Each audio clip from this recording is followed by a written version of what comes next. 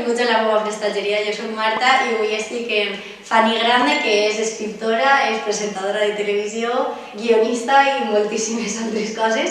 I res, anem a parlar d'ella com a autora i també com a aficionada a la lectura. Adicta.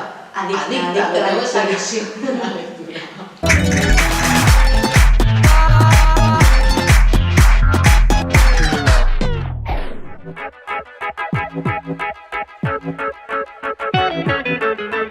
La primera pregunta és, començaves com a presentadora de televisió en Canal 9 i de sobte ara mateix et trobes que tens més de 3 llibres publicats, que eres columnista, que has col·laborat amb mitjans de comunicació. Aleshores, com va ser aquest pas de ser només, diguem, l'expressió més oral i més audiovisual a l'escrit?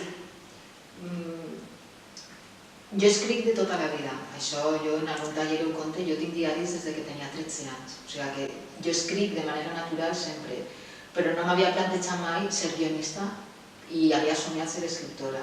El que passa que va ser tan de casualitat arribar a la televisió a fer pantalla que era una cosa que jo no vaig triar, no me vaig preparar per a ser presentadora. Jo, bueno, és més llarg, però en fi, me van dir presentat a un càsting i per a la meva sorpresa me van triar.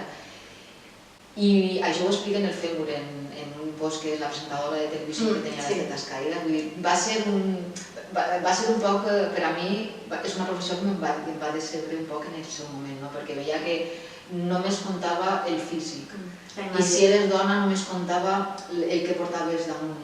I jo estava fent un programa infantil i fins i tot ahir se valorava si jo era lo suficientment atractiva, que era una cosa que no se valorava al presentador Diego Braguís, que era un actor i ningú el llegia pel seu físic. I a mi això me va causar molt de la professió.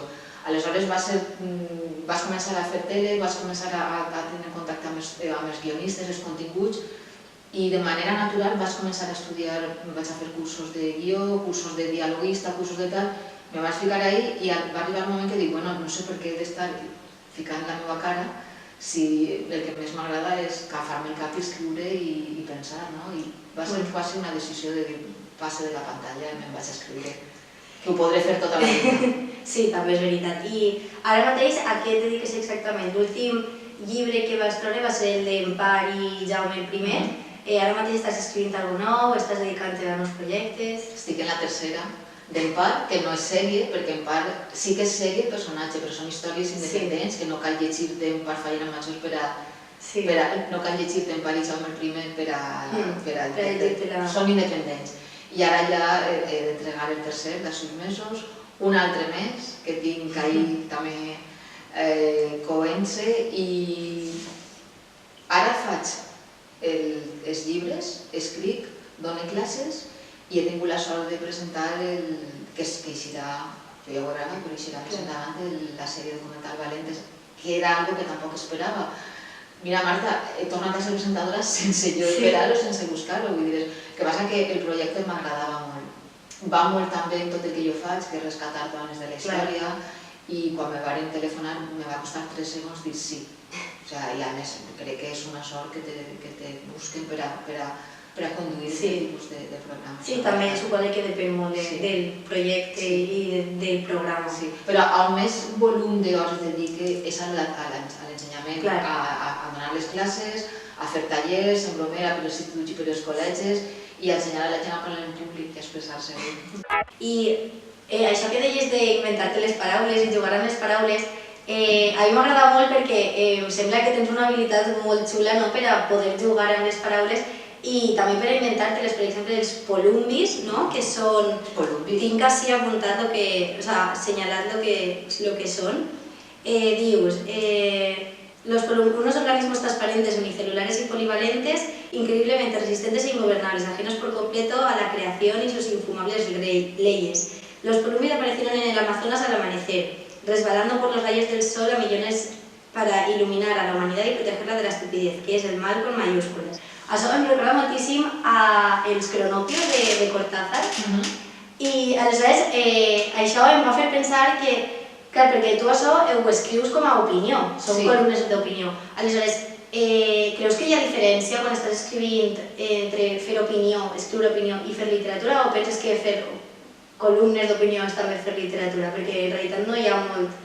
En el meu cas jo faig literatura i faig ficció, m'invento trobades en Sheldon Cooper i ho publique i acabem parlant de refugiats i demanant-li a Sheldon Cooper, per favor, que vaig a un forat negre, que jo què sé. Jo faig literatura, jo barrege.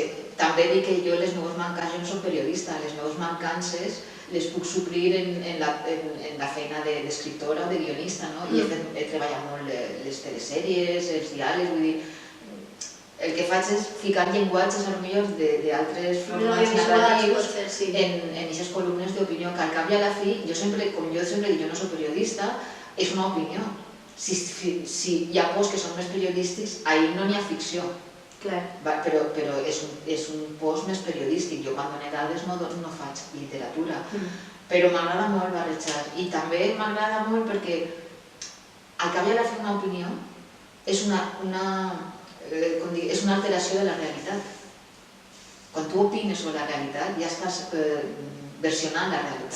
Aleshores, ja que la versione com cal i li fique tot el que jo vulgui. Però a mi el que m'agrada és això, que si jo llance 4 paraules en un post, després és que la gent s'inventa coses també.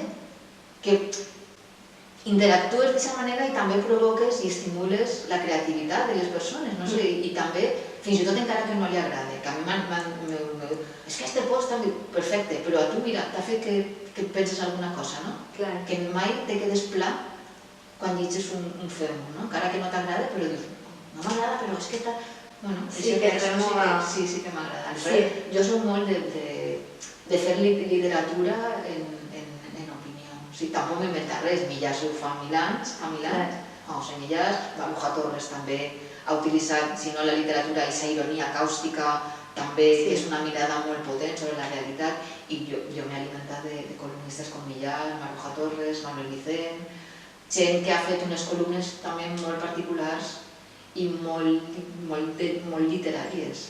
I ja per últim, tornant a aquest procés de creació, et consideres més escriptora de brúixola o de mapa? És a dir, tu quan vas a planificar-te un llibre, eres de tindre moltíssims esquemes i índexs i apunts, o eres més de deixar-te endur, per exemple, en part o...?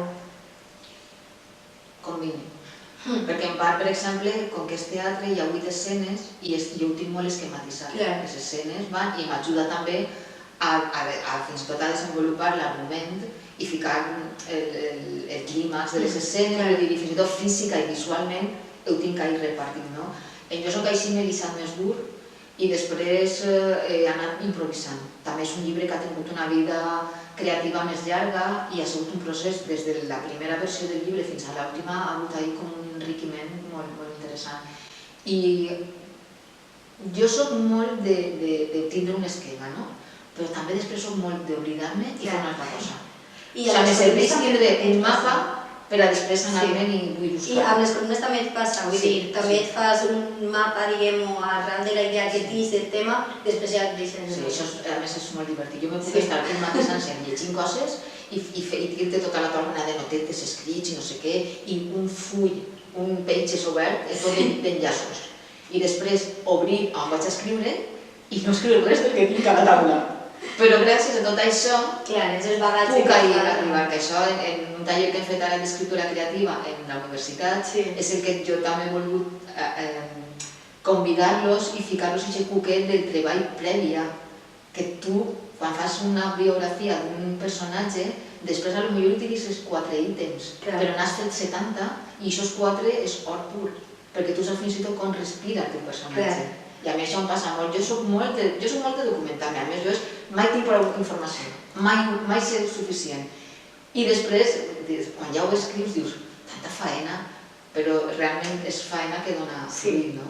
I jo mateixa em berrino perquè soc molt patidora de no tindre mai prou informació i després he d'aprendre, a confiar més en aquesta brúixola interior i en aquesta creativitat i en aquest talent que t'eix quan estàs escrivint, perquè quan més escrius més coses t'eixen. Clar, sí. I això és algo que, però mira, no ho acabo d'aprendre, sempre ho aporto com si fos el primer segundo. Sí, costa molt. Sempre jo, mira que tu tens ja des del 2012 en internet, te promet que cada volta que penso el post, jo passo uns moments de pànic perquè penso que mai li he donat suficient als lectors. T'ho dic en sèrio, Sempre és... I ja quan després veig que m'envien el feed, no és una qüestió d'inseguretat, és una qüestió d'exigència. Sí, de voler més. Sí, no, ja jo no soc una escriptora insegura, jo sé que està ben escrit el post i el penja, però sí que sempre dic, serà suficient bo, els agradarà, i pensa en els lectors, i quan llisca fulanit, i quan llisca l'altre, ostres, i aquell, que no sé què, ai, per favor, com mira, què passa. Doncs bé, moltes gràcies per vindre al canal, per passar-te per la meva prestatgeria i res, fins la pròxima i esperem que els teus projectes al final puguem vindre també a este canal i a esta prestatgeria. Gràcies a tu per salvar columbis, que això és molt important, que els columbis estan ahí vetllant per la nostra intel·ligència. Sí, m'ha agradat molt aquesta columna, per cert. Gràcies a tu, Marta, i enhorabona també, que gràcies. La tasca que fas, que guai.